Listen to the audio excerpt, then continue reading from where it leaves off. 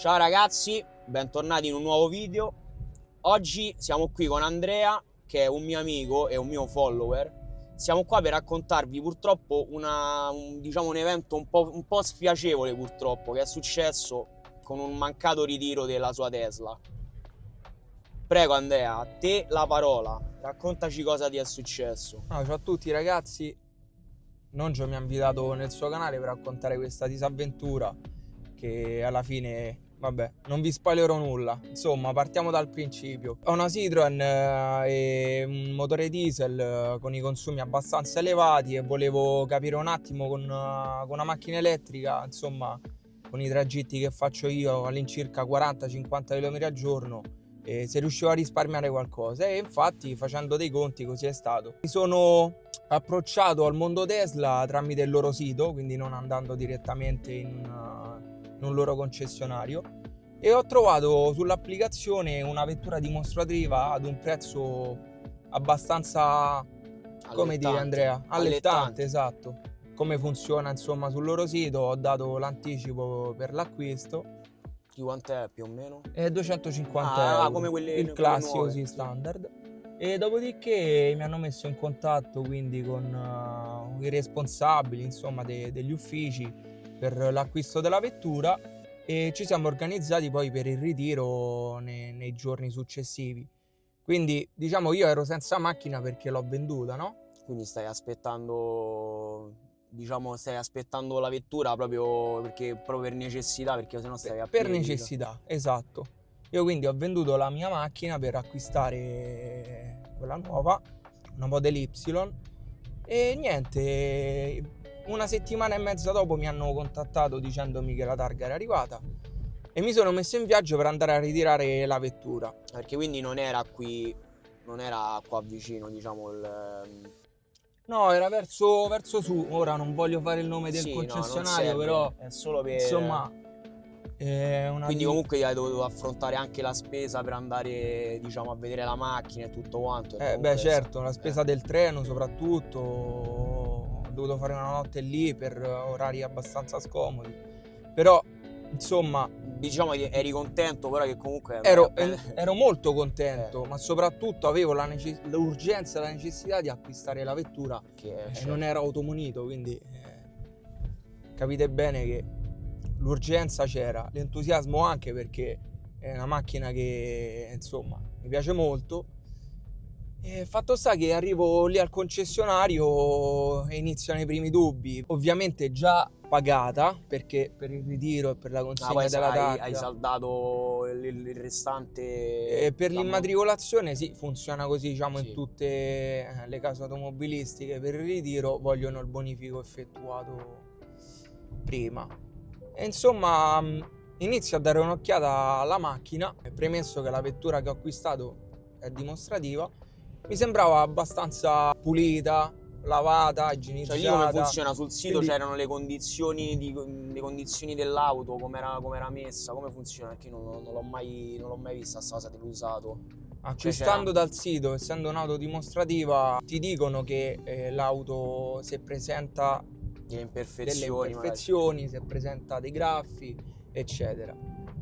E fatto sta che ho aperto la macchina e all'interno ho trovato la sorpresa, ovvero ho trovato dei sedili macchiati, vari graffi sulle plastiche della vettura, un graffio anche sullo schermo della macchina, il volante in pelle era come dire consumato, e diciamo che è una vettura con all'incirca 57 o 60, ora non mi ricordo, 50 km diciamo di percorrenza fatti. Diciamo che dura, erano segni di usura belli pesanti, non erano dei graffiti come di una così, macchina che era bella vissuta, diciamo. Esatto, non me lo sarei mai aspettato, quindi la prima impressione è stata molto negativa.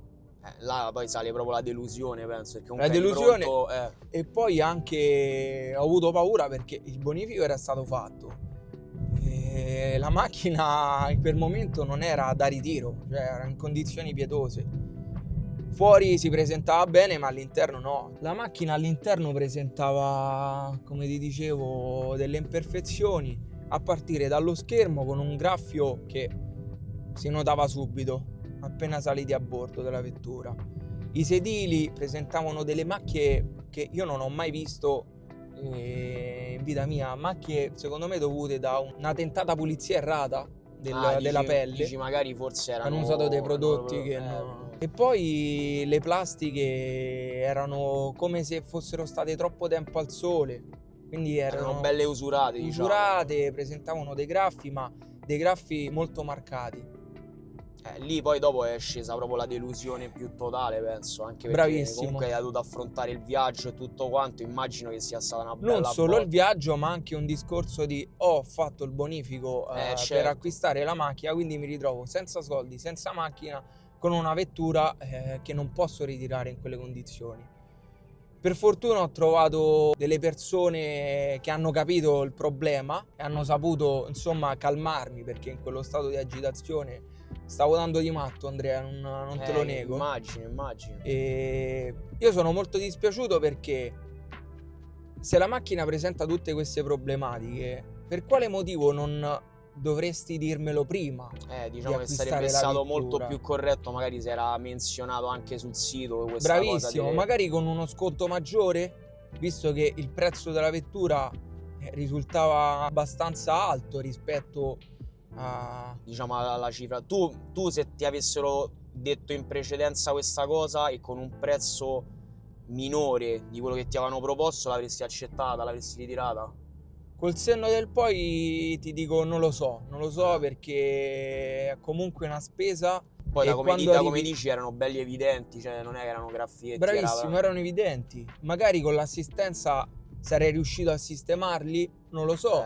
Però è comunque un problema riscontrato su una vettura che è di fascia alta. Stiamo parlando di... Poi i prezzi si conoscono, quindi è inutile ribadire i prezzi alti delle vetture, eccetera. Ormai una macchina standard si trova intorno ai 20-25 mila euro, quindi capite bene che quando si arrivano poi a spendere 35-40 uno non vuole pretendere, se è più esigente, diciamo, è anche giusto, però è giusto che sia così, dai. Venga riconosciuto, venga dato anche un valore aggiuntivo a queste macchine di fascia alta, no? Sì, diciamo che vabbè, comunque la cosa che ti ha dato più fastidio di tutte è stata la non presenza cioè non ti hanno avvertito di questi segni, di questi graffi. Vabbè, non è stata una mossa tanto corretta. Non sono stato avvertito e quindi ho fatto un viaggio a vuoto. Sono andato, ho fatto la notte lì e sono tornato con questo amaro in bocca. Ora sto aspettando di acquistare un'altra vettura, sicuramente mi dispiace, non Tesla. Proprio drastico così? Sì. Ma tu, cioè, sapendo che comunque lascia perdere il sito, che c'era scritto che era in buone condizioni, hai chiesto, sapendo che era una vettura dimostrativa, hai chiesto delle foto aggiuntive, hai chiesto delle cose, delle maggiori informazioni, anche perché dovevi affrontare questo viaggio? Ti sei sincerato di questa cosa? Certo, io ho preso delle precauzioni, ovviamente scrivendo all'assistenza e chiedendo della vettura se presentava dei graffi, in che condizioni insomma avrei trovato la macchina. Non ho ricevuto risposta, però non mi ha fatto insospettire questa cosa, perché diciamo parliamo di un marchio che ormai sul mercato si è abbastanza affermato, quindi diciamo ti sei fidato. Mi sono fidato del marchio. Fidarsi è bene, purtroppo diciamo stavolta è andata male, dai. Sì, sono stato sfortunato perché a volte sulle macchine dimostrative ti può andare bene come ti può andare male. Sono grandi affari, sì, a voglia.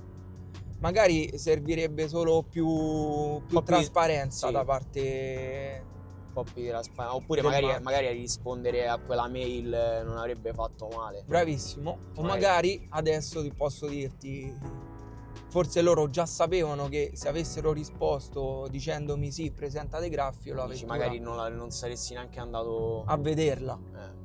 Quindi ma adesso come siete rimasti? Cioè, nel senso, come è andata a finire sta storia? Quindi io ho ricevuto dopo 1 mese e mezzo il bonifico da parte di Tesla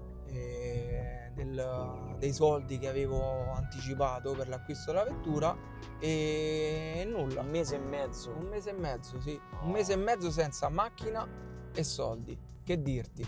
Forse hanno aspettato un po' sperando che io trovassi un'altra macchina in pronta consegna. non so Ma dirtelo. loro ti hanno proposto qualche altra macchina? Non ho ricevuto proposte da parte loro perché io sono stato abbastanza chiaro sin dal principio, ovvero sono rimasto troppo deluso, quindi Ah, ok.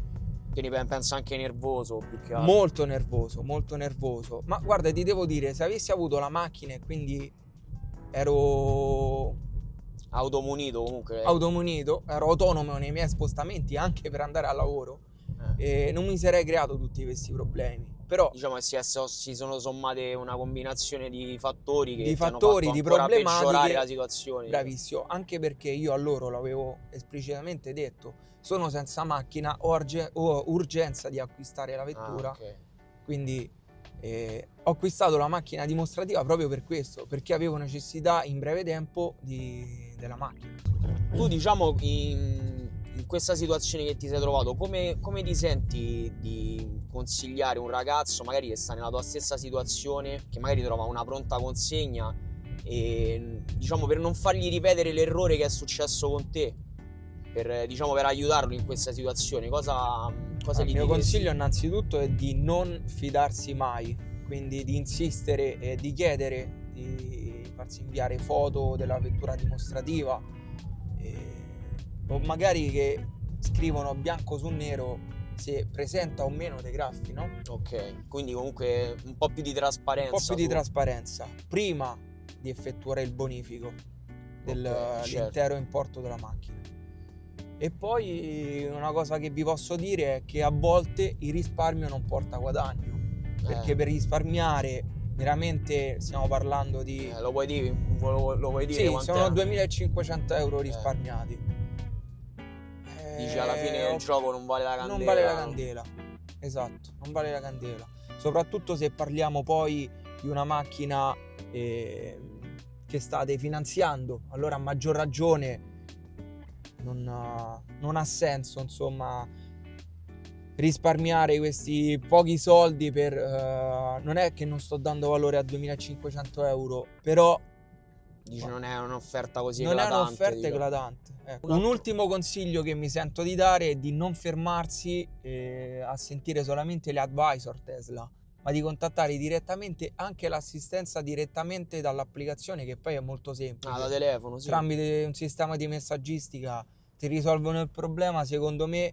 Poi l'ho scoperto purtroppo dopo, parlando anche con altre persone che hanno avuto quasi il mio stesso problema, e che l'assistenza a volte è più preparata, hanno sicuramente una risposta più immediata, perché fanno solo quello. Da esperienze di altre persone mi dicono che hanno risolto così, scrivendo all'assistenza e non agli advisor Tesla. Ora ragazzi, nei commenti se qualcuno riesce a darmi una mano a cercare la macchina, io cerco insomma una macchina che sia alta e spaziosa per la famiglia, quindi per il cane pure. anche per il cane, soprattutto per il cane.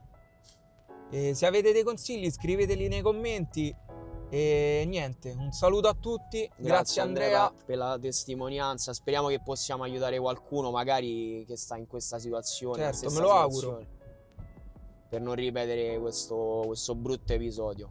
Bruttissimo. Ciao.